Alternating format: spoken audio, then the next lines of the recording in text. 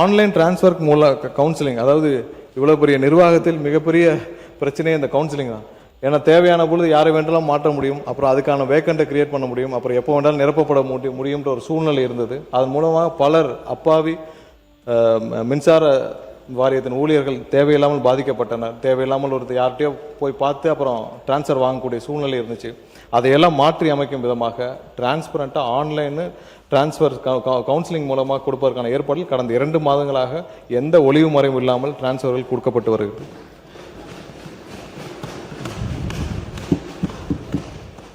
Renewable energy, நம்ம சொன்ன மாதிரி இப்போ க்ரீன் ரெனியூபிள் எனர்ஜி, அதாவது சோலார் மற்றும் விண்ட் ரெனியூபிள் எனர்ஜிக்காக ஏற்கனவே இருந்த 2 மண்டலங்கள், அதாவது திருநெல்வேலியிலையும் உடுமலைப்பேட்டிலும் இருந்த 2 மண்டலங்கள், அது முற்றிலுமாக அது மின்சார வாரியத்தில் கட்டுப்பாடு இல்லாத ஒரு மண்டலங்களாக செயல்பட்டு வந்தது. அந்த 2 மண்டலங்களையும் முற்றிலுமாக கலைத்து விட்டு 5 புதிய மண்டலங்கள் உருவாக்கி அங்கே வர்ற புதிதாக விண்ணப்பிப்பவர்களுக்கு தேவையான சேவைகளை கொடுப்பதற்காக 5 புதிய மண்டலங்கள் உருவாக்கப்பட்டுள்ளது.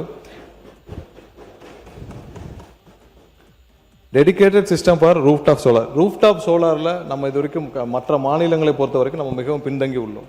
கடந்த காலங்களில் எல்லா மாநிலங்களும் ரூஃப்டாப் சோலார், டொமஸ்டிக்கில் ரூஃப்டாப் சோலார். அதுக்கு என்ன காரணம்னு தெரியல. ஏன்னா அவர்களிருந்து தனியாக எதுவும் நமக்கு தேவையான ஆதாரங்கள் கிடைக்காதா இல்லை என்னன்னு தெரியல. அதன் மூலிமா ரூஃப்டாப் சோலார் கடந்த காலங்களில் ப்ரொமோட்டே செய்யப்படவில்லை. ஆனால் இந்த ஆட்சி காலத்தில் முதல்வருடைய உத்தரவின் பேரில் ரூஃப்டாப் சோலாரை நம்ம பெரிய அளவில் கண்டிப்பாக டொமஸ்டிக் அளவில் கொண்டு போய் சேர்க்கிறதுக்கான வேலைகள் நம்ம நடைபெற்று இருக்கிறோம்.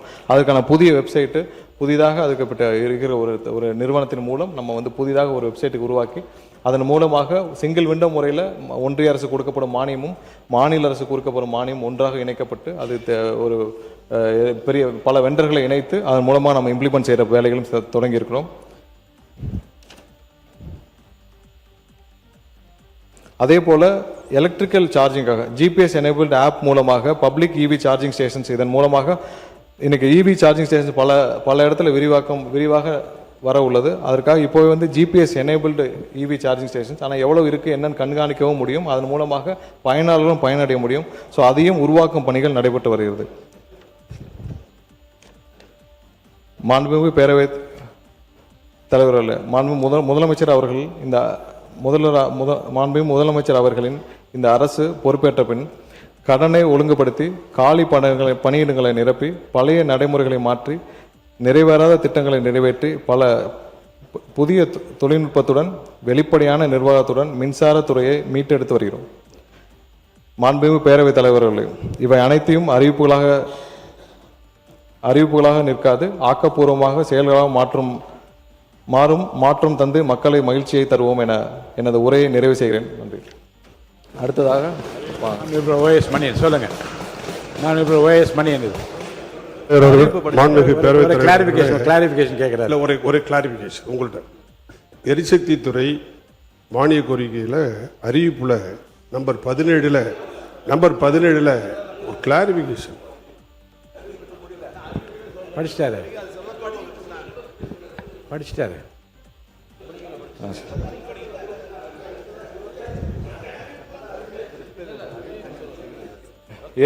எரிசக்தி துறை சார்பான அறிவிப்புகள்.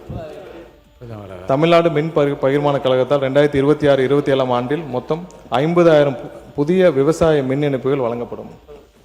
தமிழ்நாடு மின் பகிர்மான கழகத்தின் 2558 காலி பணியிடங்களை தமிழ்நாடு அரசு பணியாளர் தேர்வாணையம் வாயிலாகவும் 5,000 திறன் சார்ந்த மற்றும் 5,000 திறன் சாராத என மொத்தம் 10,000 பணியாளர்களை 5 வருட ஒப்பந்த முறையில் பணியமர்த்திட நடவடிக்கை மேற்கொள்ளப்படும்.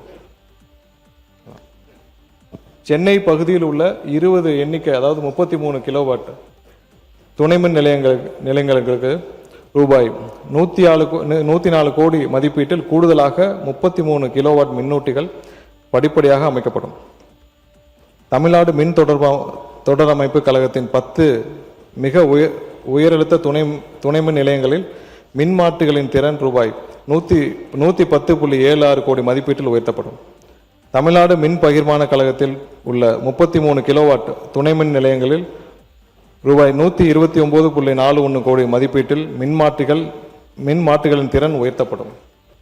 மிக உயரழுத்த துணைமின் நிலையங்களில் பாதுகாப்பு மற்றும் தகவல் தொடர்பு சாதனங்களை ரூபாய் 120.32 கோடி மதிப்பீட்டில் கொள்முதல் செய்யப்படும் மற்றும் ஆயுட்காலம் முடிந்து பழமையாக பாதுகாப்பு மற்றும் தகவல் தொடர்பு சாதனங்களை ரூபாய் 92.3 கோடி மதிப்பீட்டில் மாற்றி அமைக்கப்படும். சென்னையில் 1250 இடங்களில் உள்ள பகிர்மான மின்மாற்றி கட்டமைப்புகள் சுமார் 250 கோடி மதிப்பீட்டில் வளைய சுற்றுத்தர அதாவது RMU மாற்றி அமைக்கப்படும். 110 கிலோவாட் துணை மின் நிலையங்களில் உள்ள 100 எண்ணிக்கை ஐசோலேட்டர் சுவிட்சுகளுக்கு பதிலாக 130 கோடி மதிப்பீட்டில் பிரேக்கர்களாக மாற்றி அமைக்கப்படும். மிக உயர் அழுத்த புதைவிட பழுதை கண்டறிவதற்காக கருவி பொருத்தப்பட்ட ஒரு சிறப்பு வாகனம் ரூபாய் 17 கோடி மதிப்பீட்டில் கொள்முதல் செய்யப்படும். Integrated data lake enterprises data warehouse மற்றும் அட்வான்ஸ்ட் அனாலிட்டிக்ஸ் டூல்ஸ் ஆகியவை ரூபாய் 25 கோடி மதிப்பீட்டில் நிறுவப்படும்.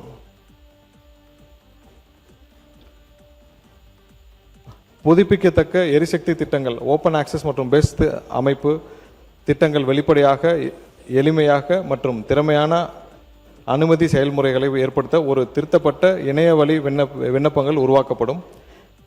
என்டர்பிரைசஸ் ரிசோர்ஸ் பிளானிங் அமைப்பில் பென்ஷன் ப்ராசஸிங் வசதியை ஒருங்கிணைப்பதற்காக பணிகள் ரூபாய் 24.85 லட்சம் மதிப்பீட்டில் மேற்கொள்ளப்படும்.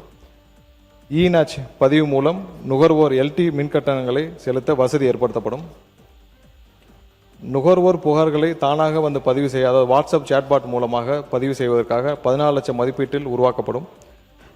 பணியிட மாறுதல் மற்றும் பணி உயர்வு பணியிட நியமனங்களை ஆன்லைன் கவுன்சிலிங் நடத்துவதற்கான இன்சார்ஜ் ஹவுஸ் அப்ளிகேஷன் உருவாக்கப்படும்.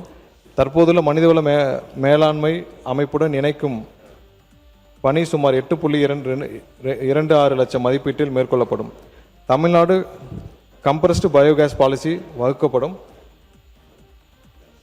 நீட்டிக்கப்பட்ட அல்லது மேம்பாட்டு பணி எதுவும் தேவைப்படாத புதிய ஒருமுனை வீட்டு மின் இணைப்பு விண்ணப்பதாரர்களுக்கு தமிழ்நாடு மின் பகிர்மான கழகத்தால் கள ஆய்வு இல்லாமலேயே செல்ஃப் டிக்ளரேஷன் அடிப்படையில் புதிய மின் இணைப்பில் வழங்குவதற்கான நடவடிக்கைகள் எடுக்கப்பட்டு வருகிறது. சொல்லுவாங்க கிளாரிஃபிகேஷன். மாண்புமிகு பேரவைத் தலைவர் அவர்களே, எரிசக்தி அறிவிப்புகளில் நம்பர் 17 புதிய மின் இணைப்பு கேட்குறது எளிதாக்கப்படும் என்று சொல்கிறார்கள் அமைச்சர் அவர்கள். அதில் செல்ஃப் டிக்ளரேஷன் போதுன்றாங்க. அதில் வந்து NOC சான்றிதழ் வேண்டான்னு சொல்கிறீங்களா என்னங்கிறத கொஞ்சம் தெளிவாக சொல்லுங்கள்.